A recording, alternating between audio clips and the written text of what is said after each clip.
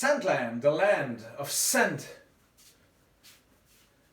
Hello and welcome back to yet another Scentland storyteller edition, and today it's gonna be rather a private story, and it's a fairly recent story as well. Going back 4 years to 2017, May 2017, and the location is New York City.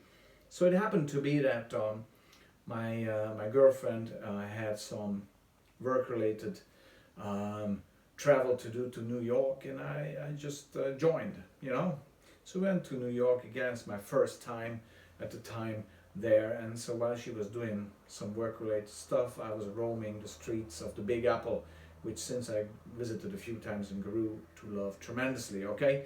And she had an old friend up there living up in Harlem, Max, together with his dog Pascal. Loved them both, and they are living up in Harlem. So we planned to visit them on Sunday, and by doing so, Max is a priest. We said that okay, let's visit him and attend the local Sunday Mass at St. Mary's Episcopal Church up in Harlem, okay, where we would meet Max and then continue from there. Okay, so we went up in the morning on the 7th of May 2017. We were dressing up nicely, and then taking the tube up to Harlem, 125th Street, and so we arrived to the church. It's a black Hispanic community, fantastic people, I have to tell you, really fantastic people. I grew to love them a lot, and the mass starts, and there's a section of the mass when newbies, visitors have the chance to introduce themselves. So we stood up, and my wife started to introduce herself. I stood up, introduced myself, told about a few brief things about myself, and then my wife takes the word back and says, and I quote, "This is not the only reason we are here today." And I was like, okay. And then she started a monologue that lasted about 2 minutes, at the end of which she said, "Will you marry me?" So she proposed to me on spot, in front of the entire congregation, in front of the community there at St. Mary's Episcopal Church, and I said yes. But I got fairly emotional, I can tell. It was very surprising to me. I didn't expect it, okay, but I got very emotional, and so did the people in the audience, or the congregation, or the community. And then Max comes forward, the priest I told you about, and he has a speech prepared. Okay, so he was in this thing as well, and so he starts to read this little speech, at the end of which he informally declares us husband and wife. Okay, so that made the whole picture full at the time, and the mass then got proceeded, and then at the end of the mass we were approached by the people, and who were all congratulating us, and came forward with very emotionally, very genuinely, and we were very much touched by the genuine nature of the people, the congregation of basically the St. Mary's Episcopal Church. And so then afterwards we proceeded with Max, 3 of us, to go to have wedding lunch. Okay, another surprise, because we went to a fantastic soul food place in Harlem. Soul food, American Southern kitchen, very heavy, very delicious, very similar to Hungarian actually. Enjoyed that tremendously, and then from there we said goodbye to Max, and now we took the tube back to Manhattan, and that takes a while until the tube gets to the place where we were staying around Nolita, and I was sitting on the tube, and then 3 or 4 black guys come in with a CD player, okay, and they started to do a performance in the tube wagon, okay, music, rap, I think it was, and some extremely extremely entertaining dance and almost acrobatic performance, okay. So they did this, and afterwards they obviously collected money, so we gave them a few bucks, and I told them, before you leave, man, you have to know that you've been our wedding band. You provided us the music to our wedding. And he was looking like, what? And I just told him that we got married, and we explained to him what just happened, and he got all excited, and he was all happy, very genuine again. So as they left, he exited the door of this tube wagon. He turned around but promise me one thing: don't you ever get divorced. There's too many divorces out here. Okay, so. And we said, yeah, sure, we won't get divorced. Okay, so they left and went to the next wagon to perform the same way and collect some more money. So we went on and to spend our wedding day in New York.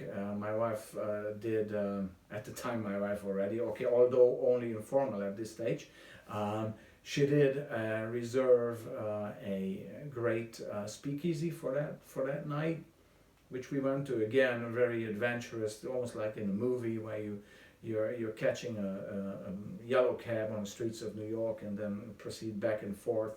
And then after the speakeasy, where we met some great people, we went back to Milano's bar, which is our favorite joint, a dive bar in New York, where we were just hanging out, doing some drinks. And we came there, and there was this great bartender girl, a woman, Lisa, a very tough, very straightforward, no bullshit, a very genuine person. Okay, Lisa, we love you.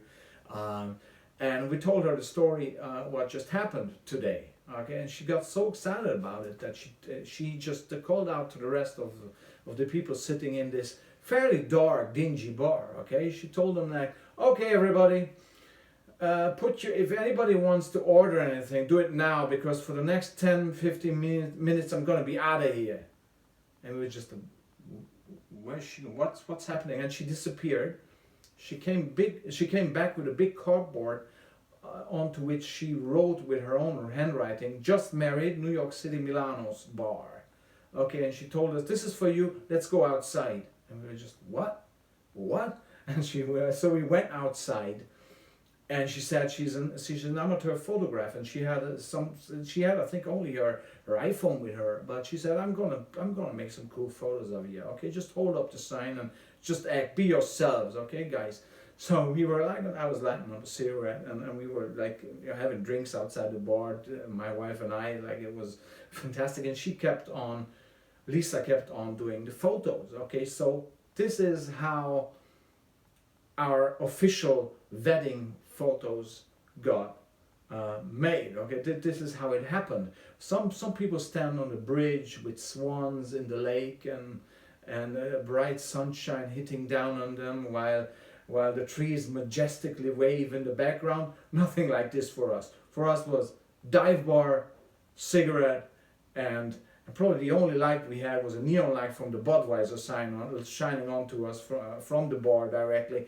But these are the coolest wedding pictures ever made by Lisa from Milano's bar. So we were, and still to this day, we are tremendously thankful for her. So the day went by, we couldn't believe, our day. It's such a fantastic day, but the story ain't over yet. Because obviously, as this is why I said it was informal, the wedding at the church, because you have to get this formal. Okay, so we registered ourselves at the New York City Hall, where we had to wait, I think, 48 hours, and then had to return to City Hall to get officially married, which we did on the 11th of May 2017. Okay, again, yet another fantastic day. And coming out of City Hall, I had two of the nicest hot dogs I've ever had, right on the corner of City Hall. So there's my second wedding lunch. Okay, after soul food, two real New York hot dogs from a Pakistani woman, or I don't know, some very, very delicious hot dogs that I had there. It was fantastic. And so we proceeded then with our Irish friend Aisling, who was the the witness to our official marriage at the City Hall. We proceeded to visit a few bars. Yes, as you would do with an Irish person, obviously. She lives there. She knows all the good joints. Okay, so we had a few pints here, a few pints there, and in the end of the day, we ended up in Milano's bar again. You know, the bar where Lisa is. So we are, having a few pints there as well. I go outside and light a cigarette, and I was standing outside with my cigarette, and then from the left there I saw a familiar face. I look again. It's Harvey Keitel, the man who is solving problems. Pulp Fiction? Got it? Okay, Harvey Keitel. And I said, I'm so gobsmacked by this sight. I says, hi Harvey, how you doing? And he just walks by and looks, hey, and then he walks into the restaurant, Emilio's Ballato, which is just beside Milano's. And I go back like, oh my, I'm so excited to have met Harvey Keitel. So I go back to Aisling and my wife and I tell them, I just met Harvey Keitel. And I say, we're not going to get this opportunity go. So we agree with my wife that we would patrol in front of Emilio's Ballato back and forth until Harvey Keitel is coming out again from the bar, from the restaurant, okay? So we do that for 2 hours approximately. I had about 16 cigarettes walking back and forth, and then my wife did the same. Because walking back and forth in front of Emilio's Ballato, always doing a sneak peek through the window, looking if Harvey Keitel is still having dinner or if he's finishing. And after 2 hours, I saw that they're paying and they're ready to leave. So I went back into Milan and told Aisling and my wife guys, Harvey Keitel is leaving. We should go out now. And Aisling says, no, I'm gonna not watch this shipwreck. So you go along. I'm having my pint. The Irish cool. But my wife and I, we went outside and we waited for Harvey Keitel to come out of the restaurant. So he does with his whole entourage, a few people around there, and my wife has the courage to approach him. We agreed that she has the courage to approach Harvey Keitel with some just telling him that we are a great fan of his and we just got married and that, and she tells him that actually I got shanghaied, which means that I was sort of lured into a situation where she proposed to me, okay? Because usually, traditionally, if you will, it's the other way around, that the guy proposes on his knees to his future wife. Not in this case. My wife proposed to me, okay? So she shanghaied me into this situation which I did not know anything about. Okay, so that's the essence of being shanghaied, okay? And she told this to Harvey Keitel, and he got totally excited about this. So he told his entourage, guys, come on, listen to this. This guy, he got shanghaied. This is an amazing story. And then I got to talk to Harvey as well, and he put his arms sort of around me and said, you really got shanghaied? And I says, yes, Mr. Keitel, yes. And he asked me, so did you say yes? And I told him, yes, Mr. Keitel, I answer from the bottom of my heart. And then he says, well, next time, son, you got to learn your lines. Kind of half cheeky, okay? So with a twinkle in his eye, okay? So we had a good laugh about that, and we wished him well. And I think he had a few, and he asked his entourage, okay guys, where's the bus stop? The coolest guy I've ever met, Harvey Keitel. Salute to Harvey Keitel and this fantastic experience that he gave us with his not only with his presence, but with him being genuinely interested in how the story happened and how I got shanghaied. Okay, and so it has been like fantastic days, like really a fairy tale time in New York City with all these people that contributed from the whole community in at the St. Mary's Episcopal Church, to Max, to his dog Pascal, to the waitress at the soul food place, to the black guys that provided the fantastic music in the tube station, to the people that we've met in the speakeasy, to Lisa, the bartender at Milano's, who did these fantastic photos of us, Ashling, who was the most brilliant witness that we could, and most genuine wedding witness we could ever have, and of course the great Harvey Keitel. And obviously I have to salute my wife for having such a tremendous courage and talent for organizing things, because she had to organize it and keep it secret. Okay, great job done. And one last thing, which is basically the dot at the end of the story. Brace yourselves, ladies and gentlemen, boys and girls. Nice wine. So here's the punchline.